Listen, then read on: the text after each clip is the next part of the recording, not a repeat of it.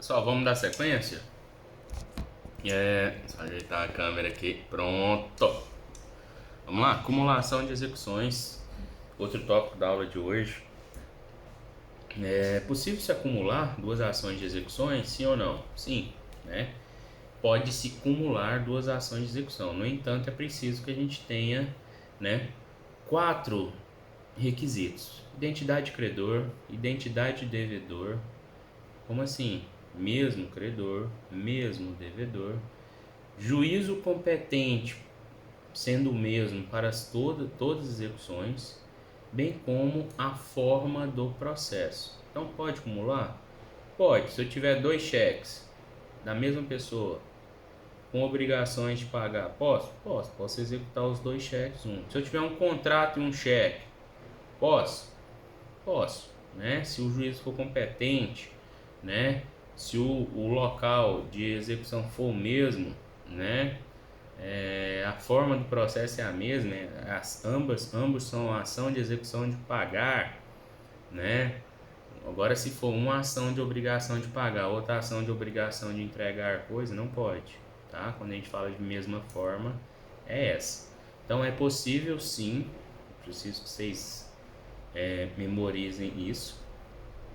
É possível sim a acumulação de execuções, desde que haja mesmo credor, mesmo devedor, mesmo juízo competente e a forma procedimental do processo seja a mesma. Tranquilo? Beleza? Acumulação de execuções era isso. Atos do processo executivo. Aqui sim a gente começa, né, a ver a ação de execução propriamente dita, né, e o processo de execução, né, stricto sensu, né, propriamente dito. Como é que se processa uma ação de execução? Primeiro, nós teremos uma petição. Qual que é o primeiro ato? Petição ou requerimento inicial. Segundo ato, indicação de bens a penhora. Professor, tem que saber? Sim, é necessário que você saiba. Chegar num ponto que se não tiver dinheiro, você vai ter que indicar bens a penhora, senão seu processo não vai para frente. Sentença. A sentença no processo de execução, ela põe fim ao processo de execução. Ela não reconhece o direito, ela não traz, né, uma declaração. Ela é apenas o quê? Ela é apenas terminativa no sentido de pôr fim ao processo de execução. Atos constritivos. Atos constritivos são aqueles atos que implicam o quê? Na retirada forçada do patrimônio do devedor. Penhora, adjudicação, arrematação, leilão, tá? São exemplos de atos constritivos. E por fim, há a possibilidade também, vimos isso lá no cumprimento de sentença, da inclusão do nome do executado no cadastro de inadimplentes. Esses são os atos do processo executivo. Partes do processo de execução. Aqui já falamos disso na aula passada, tá? Mas vamos retomar de forma específica. Nós vimos na aula passada que o legitimado ativo para a propositura da ação de execução é quem? É o credor, certo? Só que nós não destrinchamos essa legitimidade. A gente diz que o credor ele é legitimado de forma ordinária. Falei por alto que o MP poderia sim ajuizar a ação quando tiver interesse, né, de pedir incapaz, interesse difuso ou coletivo. Quando o MP atua, nós estamos diante de uma legitimidade ativa extraordinária. Por fim, nós podemos ter uma legitimidade ativa que é chamada de sucessiva, derivada ou superveniente. É quando outra pessoa ou outras pessoas passam a ser titulares do direito que até então era do credor. E aí nós temos o espólio, herdeiros ou sucessores do credor, né? Nós temos o cessionário, quando o credor, né, transfere a sua dívida para outra pessoa. Ou temos também o subrogado, é quando aquele definido a critério das partes ou definido por lei, subroga-se no direito do credor para figurar em eventual ação de execução. Essa é a legitimidade ativa para o processo de execução. Por outro lado, nós temos legitimidade passiva, né, para o processo de execução, que também pode ser originária, quando é o devedor que está lá do outro lado, pode ser sucessiva, quando os sucessores estão no outro lado, no lugar do devedor, né? Esses sucessores podem ser o espólio, os herdeiros ou sucessores do devedor. Um devedor que assumiu com consentimento do credor a obrigação que era do devedor primitivo, né? Essa legitimidade sucessiva. E por fim nós temos os corresponsáveis, fiador, avalista, né? Ou responsável tributário lá na execução fiscal. Beleza? Então, legitimidade ativa tem a que a gente falou, legitimidade passiva temos a originária, a sucessiva, né? E aquela ligada aos corresponsáveis. Beleza? Tranquilo? Falamos de legitimidade. Falando em legitimidade sucessiva, cabe uma observação sobre o tema sucessão processual. Sucessão processual, gente, ela ocorre quando morre, né, alguma das partes, né? Ou, por exemplo, quando a ação é contra uma pessoa jurídica e chegou no momento em que vai se desconsiderar a pessoa jurídica para poder entrar na responsabilidade do sócio. Então a pessoa jurídica vai sair de cena e vai passar, né, a ser responsável os sócios. Então é um exemplo, né, de sucessão processual. Então a sucessão processual ela pode dar pela morte, que é como a gente como eu acabei de falar, né? Ou ela pode se dar, né, de forma particular por atos entre vivos, né? Quando o devedor transfere a dívida para outra pessoa. Isso aí só pode com a concordância do credor. Beleza? Tranquilo? Sucessão processual é isso. Deixa eu beber uma água aqui. Litisconsórcio. Litisconsórcio. O que é litisconsórcio? Presença de duas ou mais pessoas, né?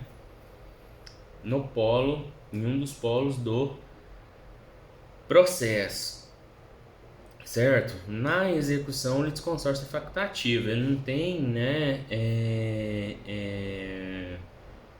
obrigação, não tem casos de situação obrigatória da presença do litisconsórcio em sede de execução. Beleza? Então, via de regra é facultativo, mas pode ocorrer, né, situações em que ele se torna necessário. Eu falei na aula passada, foi em sala, na aula síncrona, né? Por exemplo, o cônjuge na ação de execução. Será que seria um litisconsórcio obrigatório? Gente, não é caso de litisconsórcio obrigatório, tá? Mas, igual eu falei, para que lá na frente não haja alegação de nulidade, né, se tratando de penhora, de bem comum, o devedor for casado, é necessário que o cônjuge, né, seja intimado, tá, para falar no processo para garantir seu direito à meação. Beleza? Tranquilo? Vamos passar para o próximo ponto. Próximo ponto, ele diz respeito à intervenção de terceiros, são 10 minutos de aula, dá para fechar aqui nesse tópico, né? Intervenção de terceiros também é matéria de processo 2, né? Então, quando terceiros atuam no processo, e aí nós temos os terceiros, né? Temos modalidades de intervenção de terceiro, que são admissíveis e outros que são inadmissíveis. O que não pode no processo de execução? Denunciação à lide e chamamento ao processo. Não pode, não existe essa modalidade de intervenção de terceiro dentro do processo de execução. Então não pode denunciação à lide e nem chamamento ao processo. O que pode?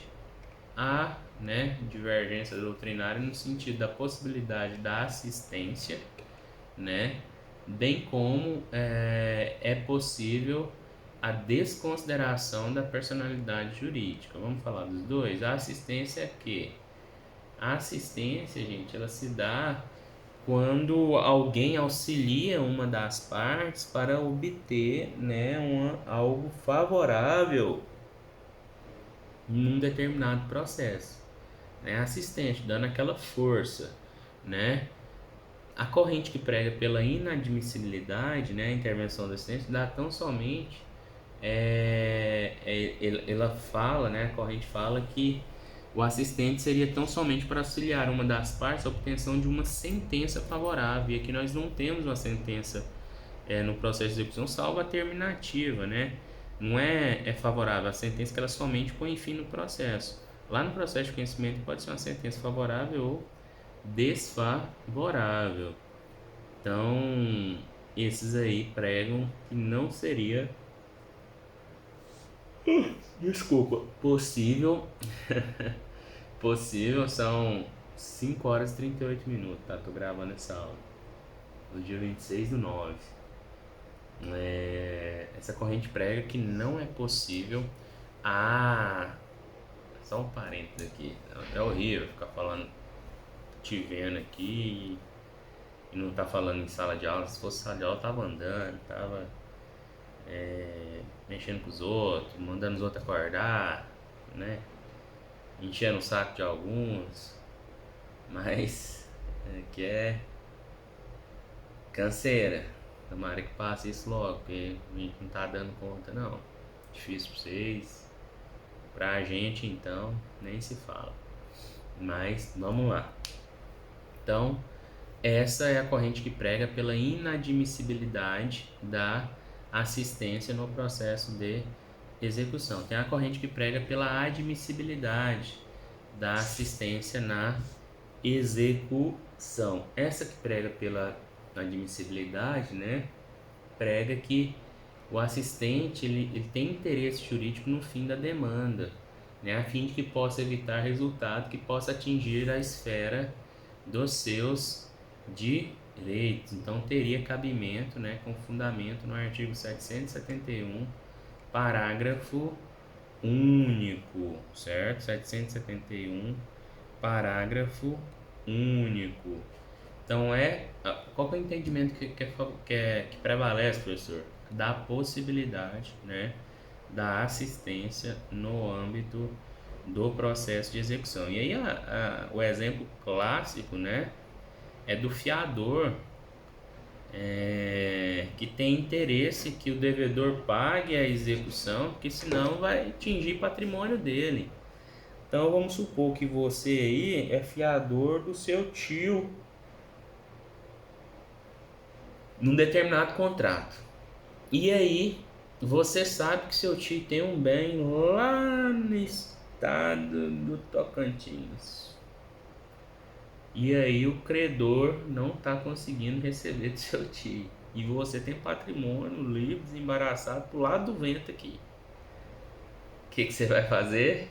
Você vai intervir no processo como assistente. Vai falar assim, ó, galera, tem um patrimônio lá, pode mandar penhorar. Você vai deixar penhorar suas coisas? Entendeu? Então isso seria uma assistência, né? Assistência não sei de quê, né? mas é chamada assistência, isso aí.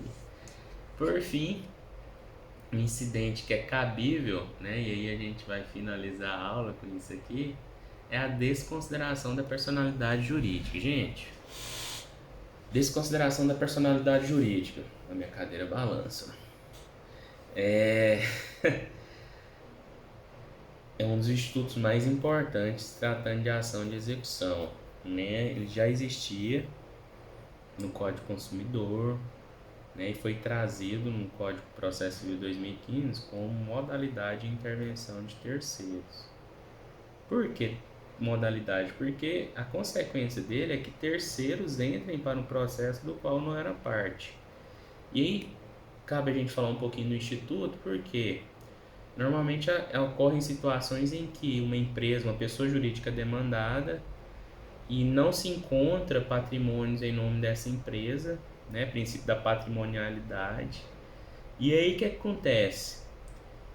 Por que não encontra patrimônio nessa empresa? Porque os sócios estão desviando, né? Está ocorrendo uma confusão patrimonial, né? E sendo assim, o que vai acontecer? Provado essa confusão patrimonial, comprovado o desvio de finalidade da empresa, é possível que se peça a desconsideração da personalidade jurídica para que, né, aquela execução que até então atingiria só o patrimônio da empresa atinja o patrimônio dos respectivos sócios. Beleza? Tranquilo? É isso.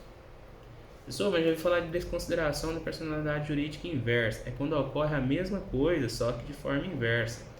Em vez da empresa não ter nada e os sócios terem, é o contrário, é os sócios não terem, né, enquanto pessoas físicas, porque estão injetando patrimônio todo na empresa.